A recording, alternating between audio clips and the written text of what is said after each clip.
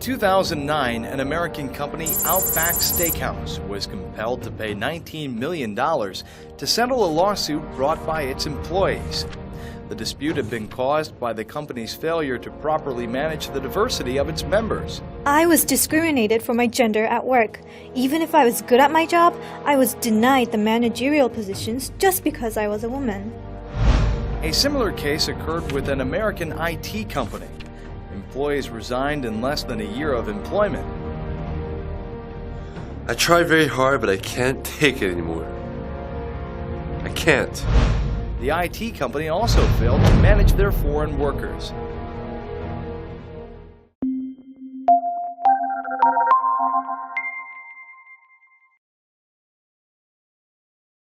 Hi, I'm Lauren from IGM. The news clip you've just seen covered events that actually occurred in 2009 and 2010. Some of you might have noticed that both companies in the news made the same mistake. They failed to properly manage the diversity of their employees. They made their employees feel they were being discriminated for being a woman or because they came from a different ethnic background.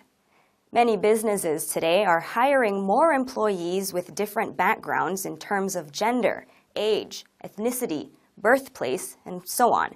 The problem is that there are only few companies that properly manage such diversity. According to a survey conducted by Aon Hewitt, a global HR consulting firm, almost 70% of the companies surveyed responded that they were striving to hire women and foreigners in order to promote diversity.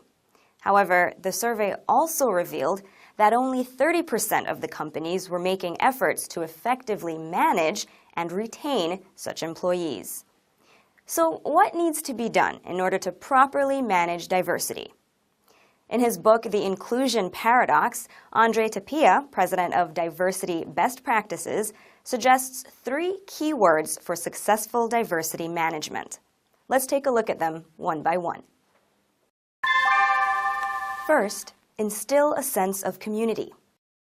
It's easy for employees from minority groups, such as women and foreigners, to feel marginalized at the workplace. In a survey conducted by an online recruitment service, almost half of roughly 1,000 female workers surveyed responded that they felt excluded at work because of the male-oriented culture. Most employees from abroad are having difficulty settling in because they're generally perceived as people who might leave at any time, according to an HR magazine in Korea.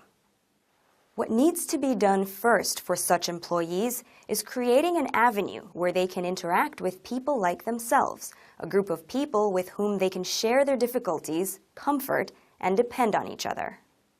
Better yet, you could establish a certain mechanism within such a community so that the voice of its members can be better heard by the company. To do this, the management needs to regularly participate in gatherings of such communities and directly communicate with the employees. Johnson & Johnson, an American company famous for its effective management on diversity, runs many communities for employees from minority groups, such as African American Leadership Conference and Hispanic Community for Leadership and Performance. Such communities help minority employees make adjustments at work and to freely speak their minds. The company also makes sure their voices are heard by the company. Second, recognition. When an employee from a minority group produces good results, it's important to publicly commend and reward the person. For example, have regular ceremonies to present awards such as the Best African American Employee of the Year Award, the Pride of Asia Award, the Best Female Employee Award. With such awards, the company can heighten the pride and sense of accomplishment of not only the individual recipients of the awards, but also the minority employees in general. At the same time, it can also foster a corporate culture that is more accepting towards diversity. Employees may, consciously or unconsciously, harbor biases toward foreigners and women and consider them to be less important than the other mainstream employees of the company.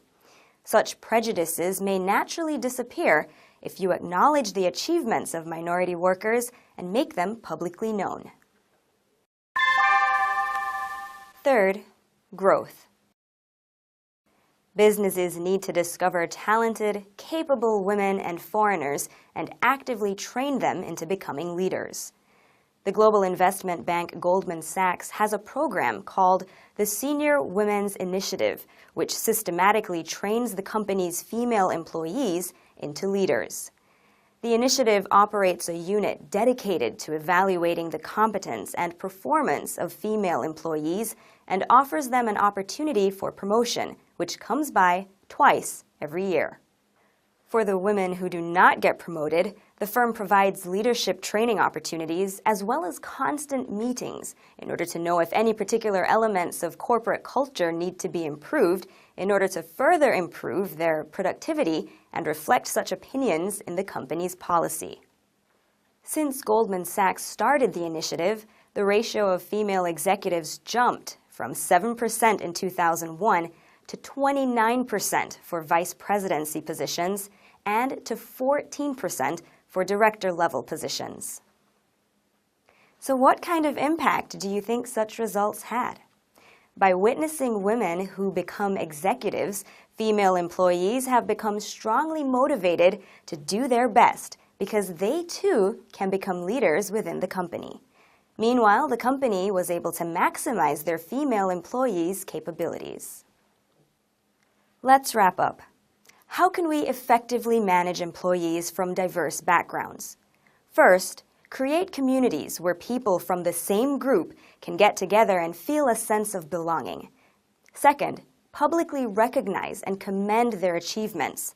And last, continuously develop their capabilities and nurture them into leaders of your company. It will not only increase each employee's pride and sense of accomplishment, but also remove any prejudice that may exist in your company. By doing so, I hope you will create an organization where people from different backgrounds work together harmoniously and deliver maximum results.